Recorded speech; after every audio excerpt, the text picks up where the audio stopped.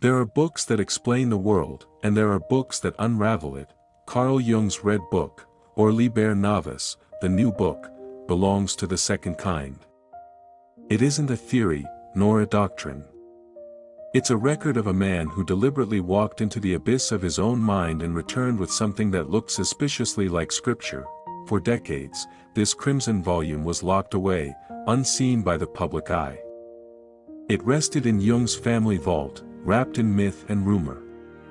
Even among scholars, it was whispered about like a forbidden relic, too strange, too intimate, too dangerous to read, but to understand why a world-renowned psychiatrist spent 6 years conversing with his own hallucinations.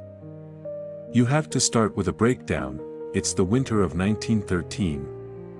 Jung is 40 years old, successful, respected, and miserable. He has just broken ties with his mentor, Sigmund Freud, the man who helped him rise to prominence but also imprison him in the strict dogma of sexual theory. Jung's refusal to follow Freud's reductionist view of the human psyche left him cast out, branded a mystic, a traitor to science. Publicly, he was still a physician. Privately, he was disintegrating. He began to sense something stirring in his dreams. Not a metaphor, not an idea, but a presence. It started subtly, like the whisper of an old god in a forgotten language. Then, one October evening, as he rode a train across Europe, it came in force. He saw a flood, massive, red, and unstoppable. It swept across the continent, drowning cities and corpses in rivers of blood. Jung woke trembling. Days later, it came again, more vivid, more terrible. He heard a voice say, "Look at it well. It is wholly real, and it will be so." A few months later, the world collapsed into the First World War. For Jung, this was no coincidence. The apocalypse he saw within had spilled outward, and he began to suspect that the individual psyche and the collective fate of humanity were two sides of the same coin. If chaos was erupting in the world, it must also be erupting in him. So, Jung did something no sane scientist would dare. He turned away from reason and descended voluntarily into madness. Each night, he would sit at his desk, close his eyes, and surrender to the visions that emerged from the dark ocean of his unconscious. He called this process active imagination, a deliberate confrontation with the forces that most people suppress: fear, rage, lust, divinity, and shadow. He didn't analyze these visions. He lived them. He conversed with them. He recorded every symbol, every word, every image, by hand, in ornate calligraphy inside a massive red leather book. There, Jung met the inhabitants of his own psyche, archetypes in human form. He met Elijah, the prophet. He met Salome, the blind temptress. He met Philemon, an ancient bearded man with wings, who became his inner guide, the voice of wisdom beyond reason.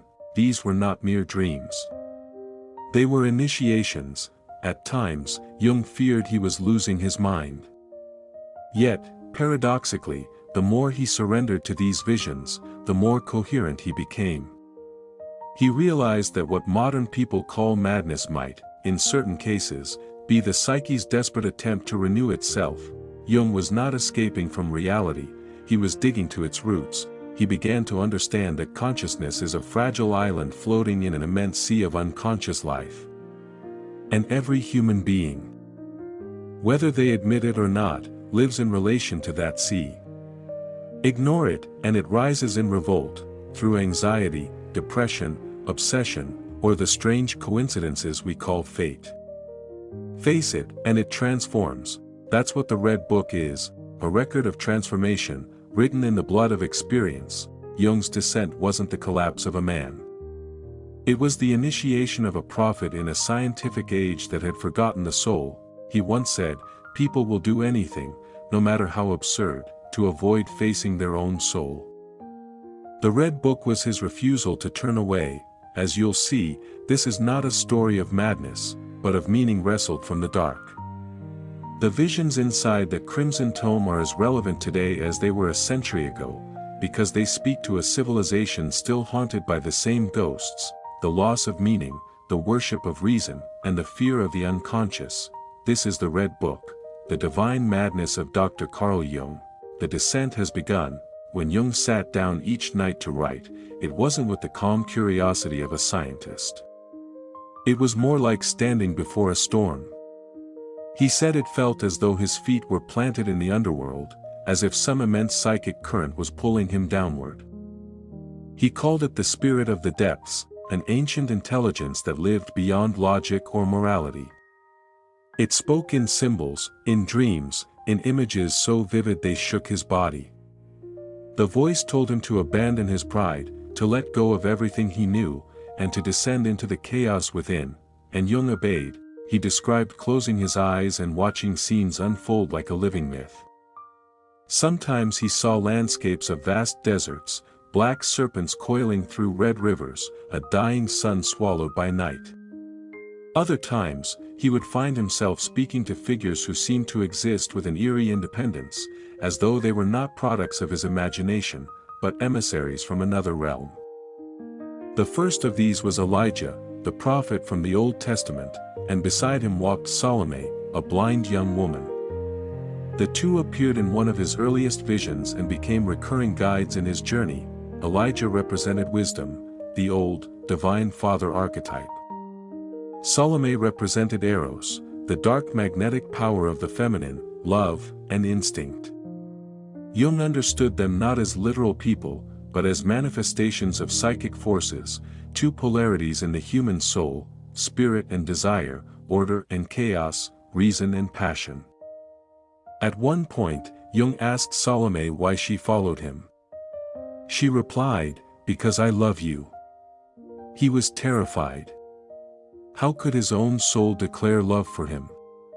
What did it mean to be loved by the part of yourself you've ignored your entire life?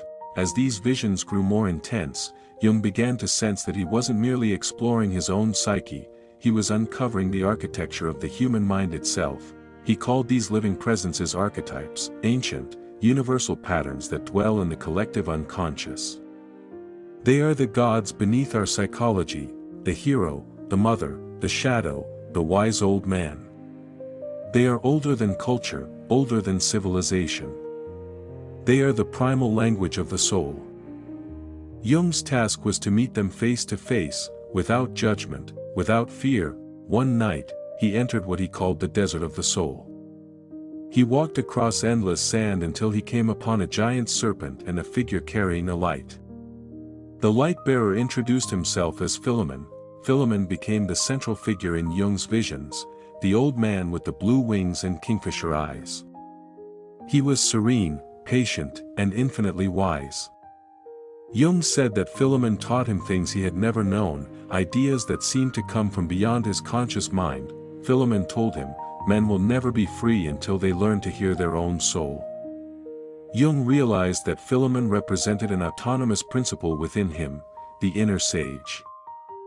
The voice of the unconscious made conscious. He said later that Philemon was the personification of superior insight, the guiding function of the self, but it wasn't all serenity and wisdom. The visions also tore him apart. He saw the death of heroes, the destruction of temples, rivers of blood running through the psyche.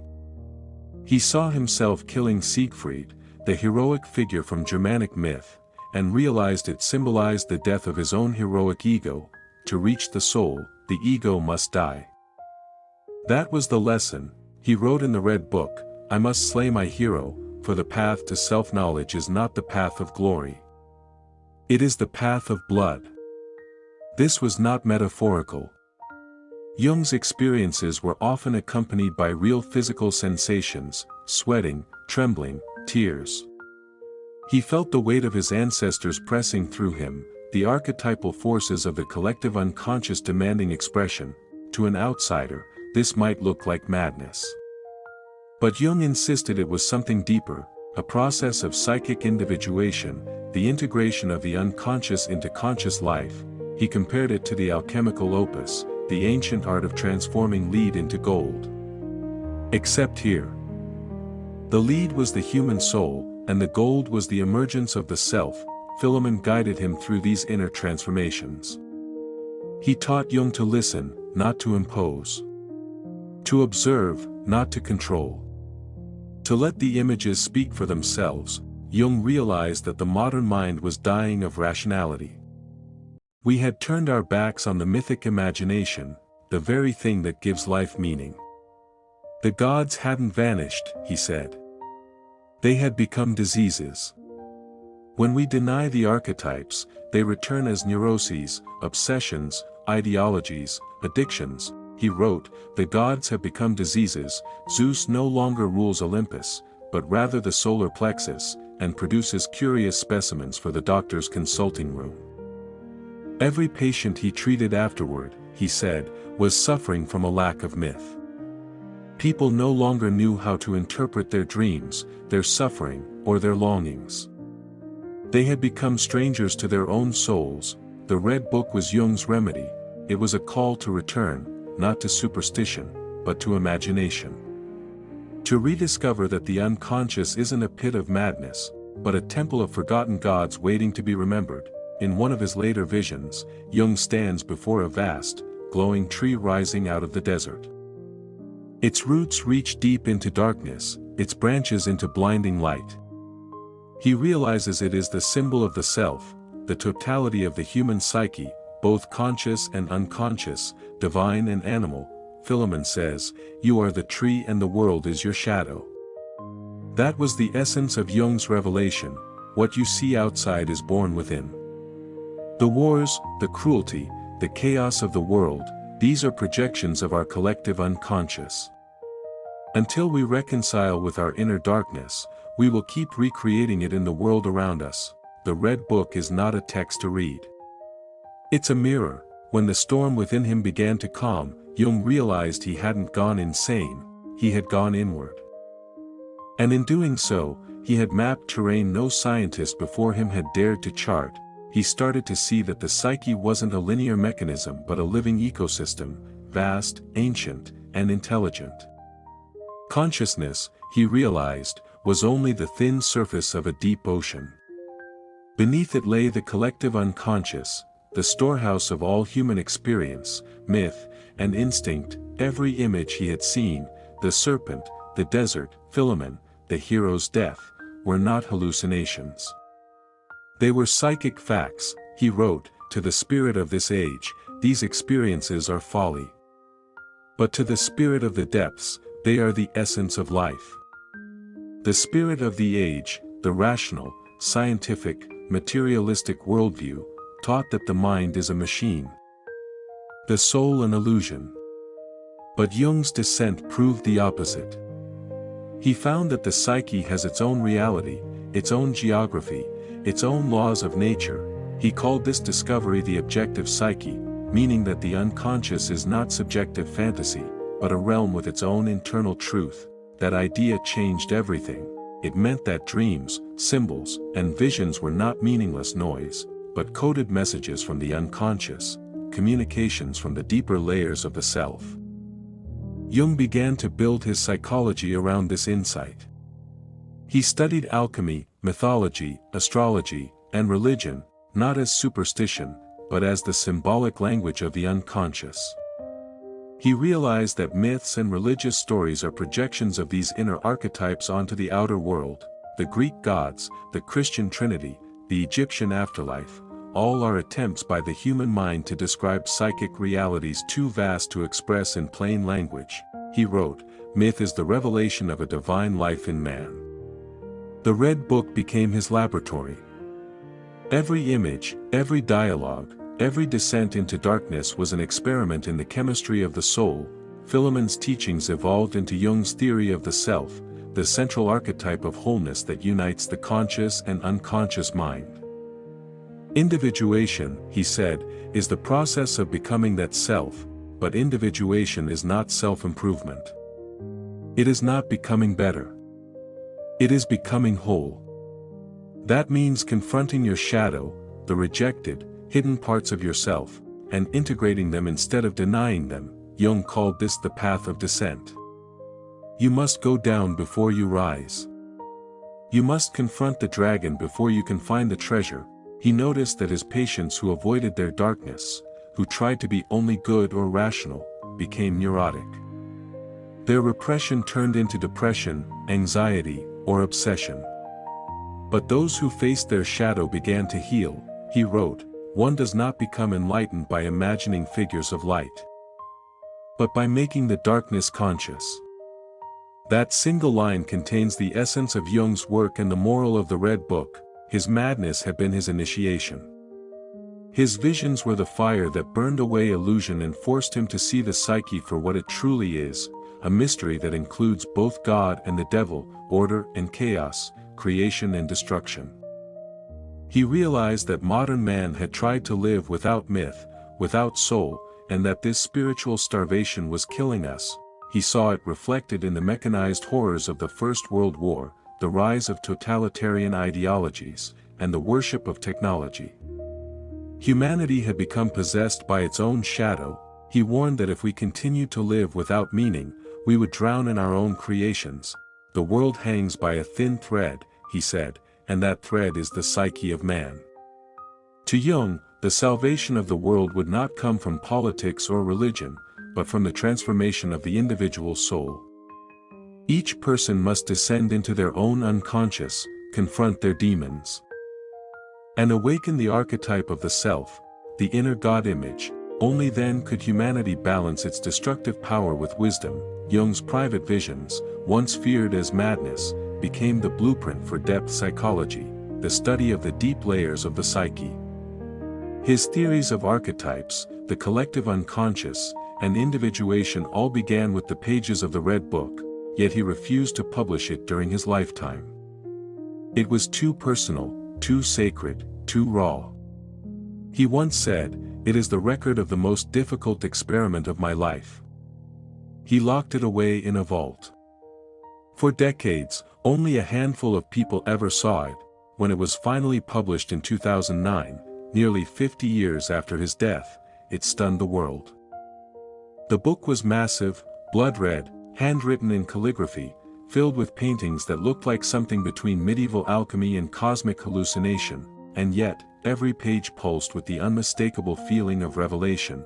The world finally saw what Jung had endured, and what he had found, that meaning is born not in light, but in the tension between light and darkness. The Red Book is not about sanity or madness.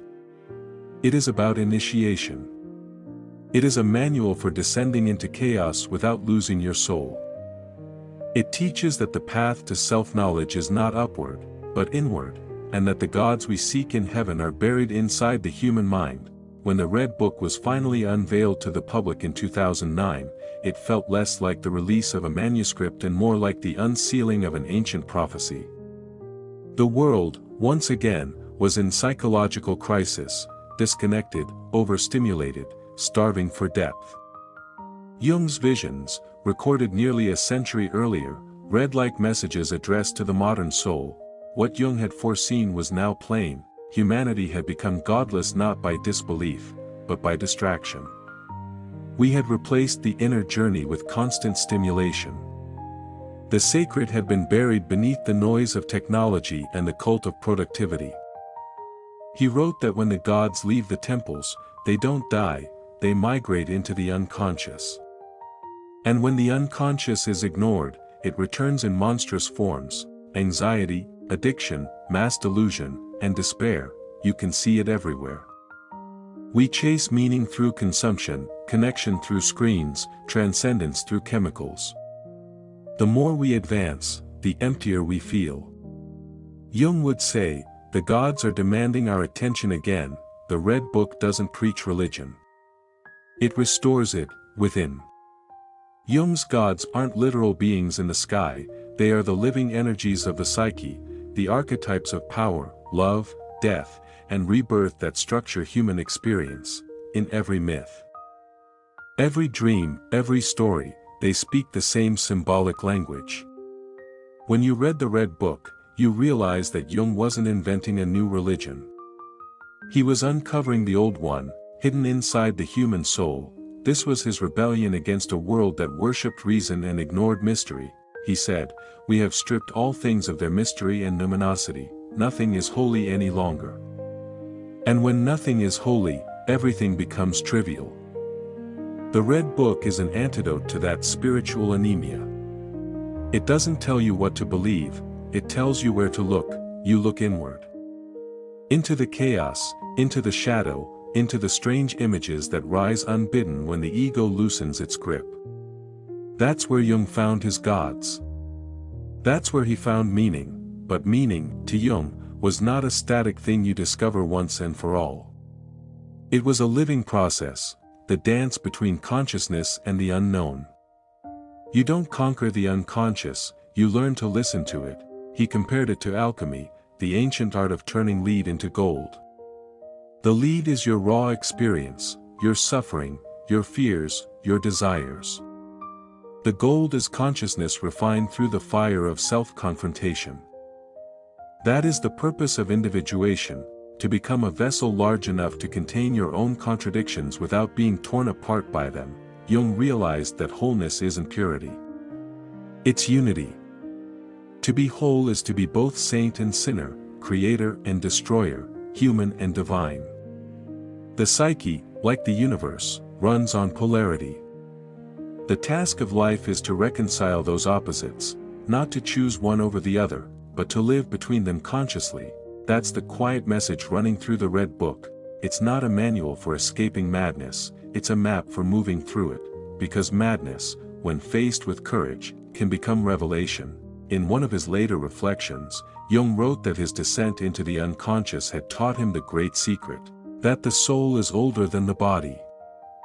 That line sounds poetic until you realize how radical it is. It means that our consciousness, our individuality, is a temporary manifestation of something ancient, a spark of an infinite psyche that stretches beyond one lifetime, one mind, one culture. He believed that when a person dreams, they tap into that ancient sea, the collective unconscious where the myths of all humanity swim. That's why dreams often feel timeless and universal. In them, we are not merely ourselves, we are every human who has ever lived.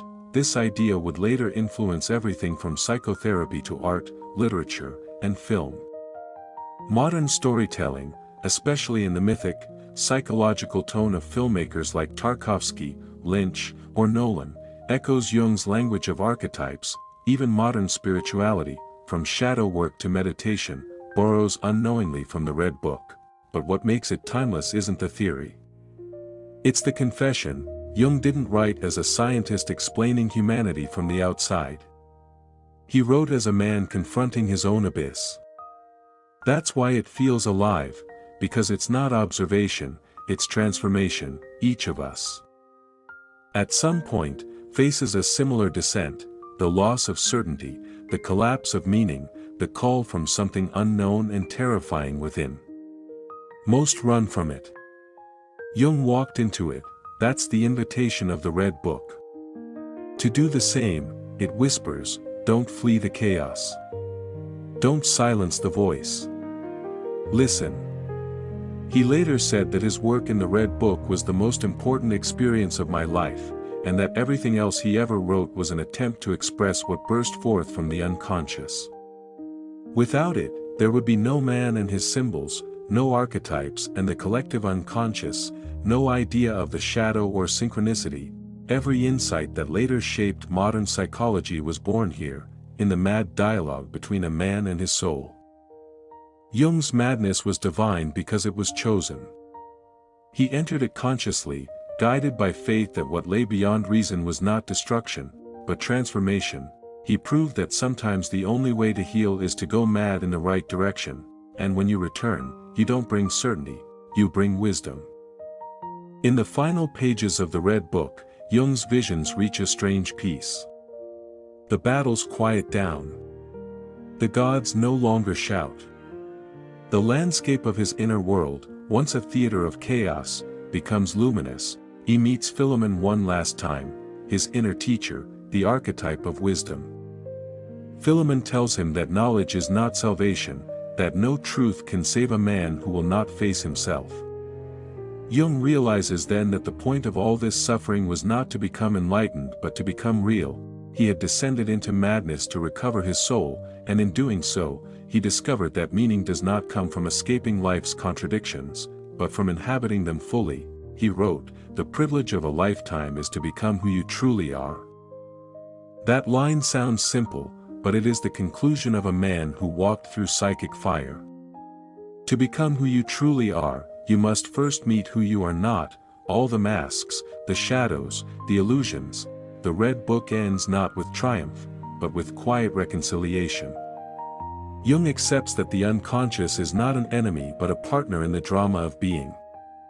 He learns that to live without myth is to live without roots, and that modern civilization, in its obsession with logic and control, had amputated its own soul. He knew the price of that amputation. He saw it coming, wars waged by ideologies that claimed to be rational, machines that magnified human desire without conscience, individuals crushed beneath the weight of their own emptiness. A century later, his prophecy stands fulfilled. We have built a world that can simulate anything but meaning. We can speak to machines, travel through space, and yet, as Jung predicted, we remain haunted by the oldest ghost of all, ourselves. The collective madness of our time is not violence or greed, it is disconnection. Disconnection from nature, from one another, from the deep interior of our own being. Jung would say that we suffer not from disease, but from the absence of soul. The cure is not more control, but more consciousness. Not another ideology, but a return to the inner dialogue, the same dialogue he recorded in the Red Book. That is why this crimson volume still matters. It's not a book to be read. It's a book to be lived. To engage with it is to perform a sacred act, to turn the gaze inward and ask, what gods are living through me? For most people, the idea of talking with inner figures sounds insane. Jung would argue that not talking to them is worse. They do not disappear, they take control from the shadows. Every unexamined desire, every unacknowledged wound. Every repressed truth becomes a silent puppeteer. He showed us that sanity isn't the absence of voices, it's the awareness of who's speaking. The modern world still treats madness as something to be medicated away. Jung treated it as an initiation that must be guided, not suppressed. Because sometimes the psyche has to break in order to rebuild itself on deeper ground. That's what his divine madness achieved. It broke him open, and through that opening, something universal spoke. Even now, his message remains subversive, that the human mind is not just a machine made of neurons, but a sacred landscape where myth, matter, and spirit converge. He once said, "Your vision will become clear only when you look into your own heart. Who looks outside, dreams. Who looks inside, awakens." To look inside is to confront everything you've buried, the grief, the guilt, the fear, the unlived life. But beyond them waits something older and more enduring, the self, the totality of who you are. That was the treasure Jung brought back from the depths, not certainty. Not happiness. But wholeness, and in that wholeness, the divine madness becomes divine sanity. The Red Book stands as a testament to one man's willingness to face what most of us spend our lives avoiding. It is a mirror, and in it, we see our own potential, to fall apart, to descend, to rebuild, and to rise as something truer. The descent never really ends. It's the hidden rhythm of human life, order, collapse, renewal. The more we deny it, the more it possesses us. The more we embrace it, the freer we become. That is why Jung's journey still matters now, perhaps more than ever, because in a world hypnotized by surfaces, the Red Book calls us back to the depths. In a world obsessed with speed, it teaches stillness. In a world drowning in information, it offers wisdom. Jung showed that the gods have not vanished, they've changed address. They now live inside the psyche, waiting to be remembered. When you open the Red Book, you are not reading the diary of a madman. You are reading the gospel of the soul.